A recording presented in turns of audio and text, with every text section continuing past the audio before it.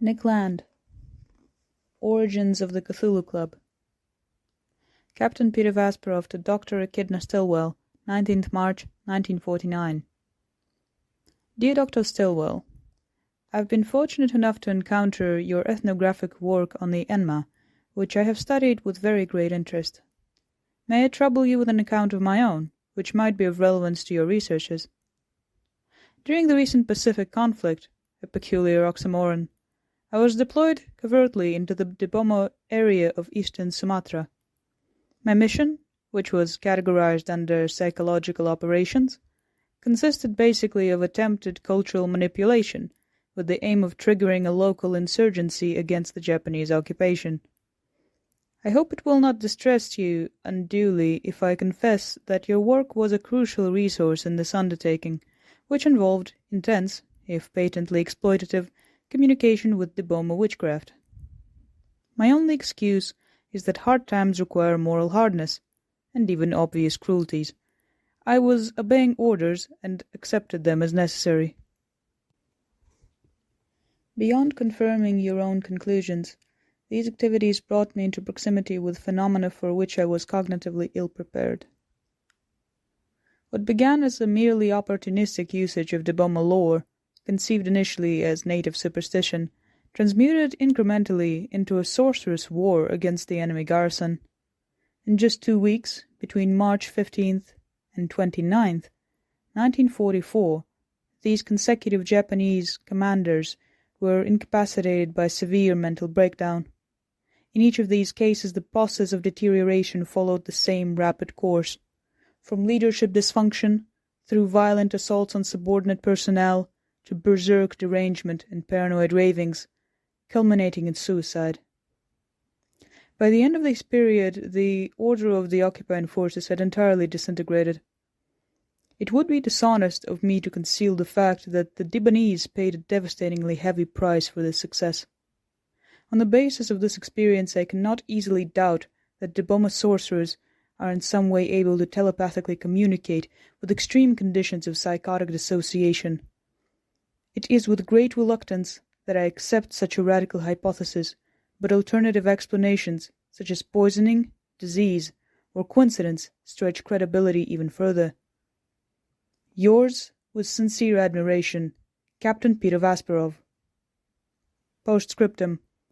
I cannot help noticing that the dates concerned, as also of this letter, are strangely Lovecraftian. Dr. Echidna Stillwell to Captain Peter Vasperov, 23rd March, 1949, abridged. Dear Captain Vasperov, thank you for your frank letter on the 19th of March. I found it truly horrifying, and yet also fascinating. I appreciate that it cannot have been easy to write. I shall not attempt to hide the great distress your account caused me, adding, as it does, such a terrible episode to the modern history of these cruelly afflicted people. Whilst already suspecting that this ghastly war might have stricken the Enma yet further, it is crushing indeed to have my darkest thoughts thus confirmed. I would be interested in learning more about the details of Dib Enma's sorcerer's practice before attempting to respond to your hypothesis. Be assured that, after spending 7 years amongst the Mu Enme, I will not hastily judge anything you communicate as wild or fanciful. As far as the question of dates is concerned, which you indicate only elliptically, I assume that you are referring to what in northern latitudes constitutes the spring equinoctial period, mid to later March, which is so emphatically stressed in Lovecraft's The Call of Cthulhu, and which also, coincidentally, comprises the intense zone of Enma time ritual. This complicity has long intrigued me. As I am sure you are aware, Lovecraft had a peculiar obsession with the South Seas, a thematic coalescence of almost hypnotic ethnographic fascination with the most abysmal and primitive dread. I have attempted to correspond with him about these issues, but found that this topic quickly punctured his thin crust of supercilious New England rationalism, exposing an undercurrent of heavily fetishized archaic terror mixed with extreme racial paranoia. when he began referring to the rich and subtle culture of the Mu-Enmei as the repugnant cult of semi-human Dagonite savages, I broke off communication. Despite this unfortunate argument, I consider Mr. Lovecraft's fictions to be documents of the greatest importance, and welcome the opportunity to discuss them further. In addition, my own neo-Lemurian hypothesis intersects with his wider terrestrial and cosmic vision in a number of crucial respects, particularly insofar as non-human cultural factors are seen to play a decisive role in large-scale historical developments. Captain Peter Vasparov to Dr. Echidna Stillwell, 3rd April, 1949, Extract. Dear Dr. Stillwell, I'm afraid you're right to suspect that I have reserved certain aspects of my engagement with the bomber sorcery, perhaps from fear of ridicule. What has so far been omitted from my sketch of telepathic psychosis, which I will now relate, is the source pathos, so to speak, or, in the words of the military officer I was then, the occult ammunition manufacturer.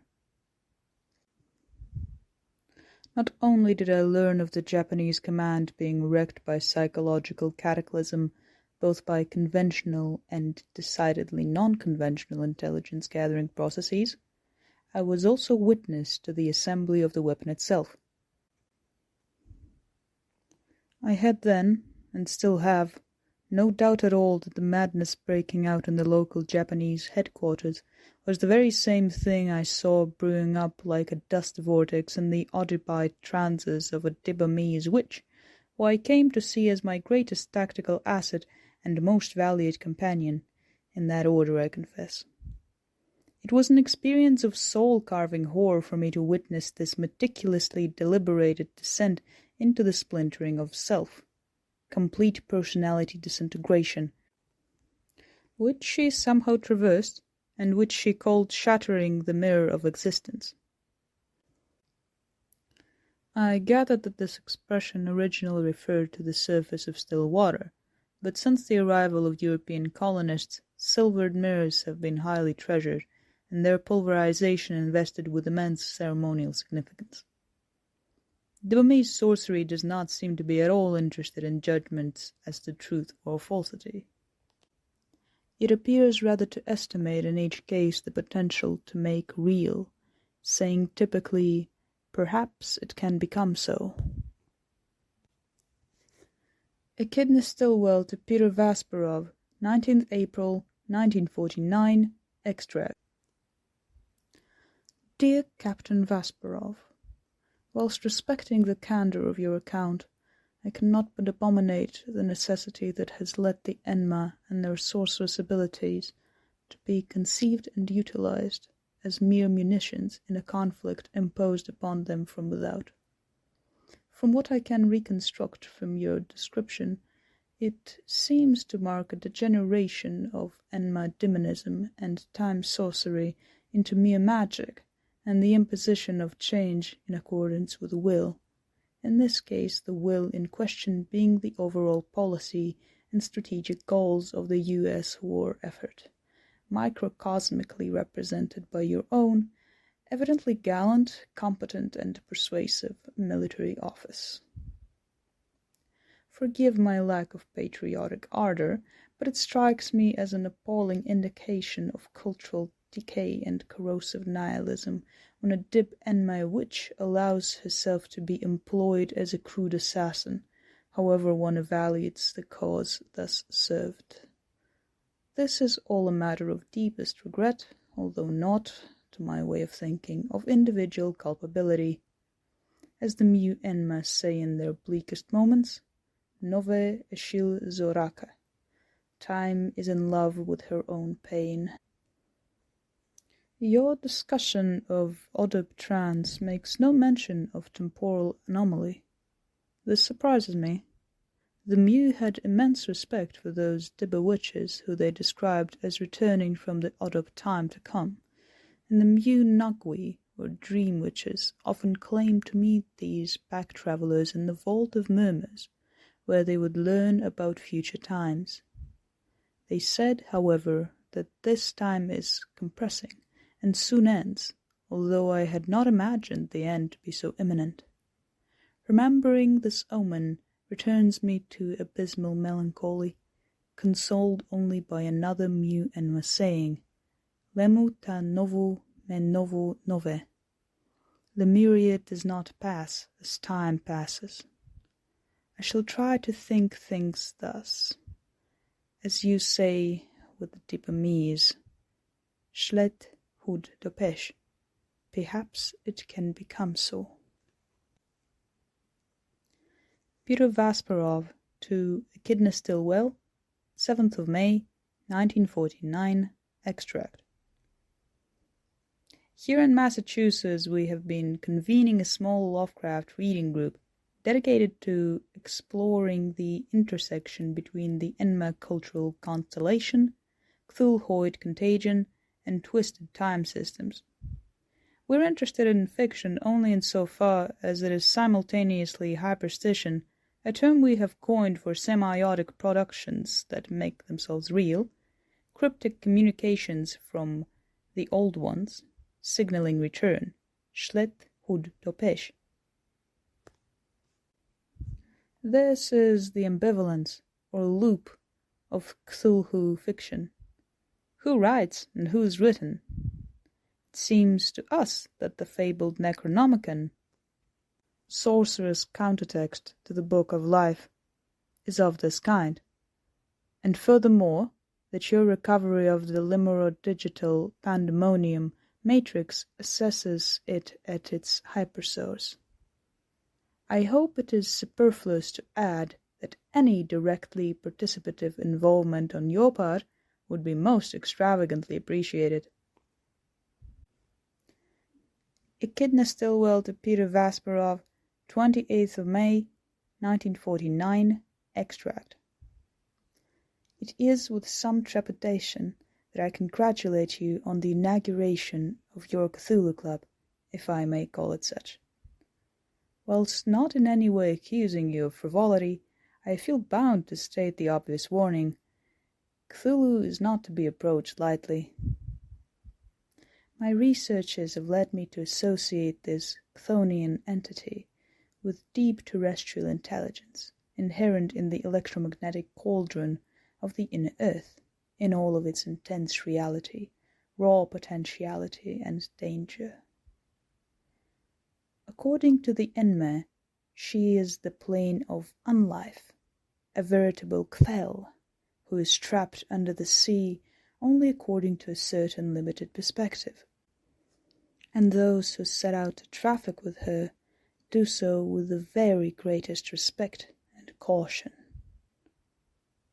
That her submerged Pacific city of R'lyeh is linked to a Lemuro-Muvian culture strain seems most probable, but the assumption that she was ever a surface dweller, in a sense we would straightforwardly understand, can only be an absurd misconstrual.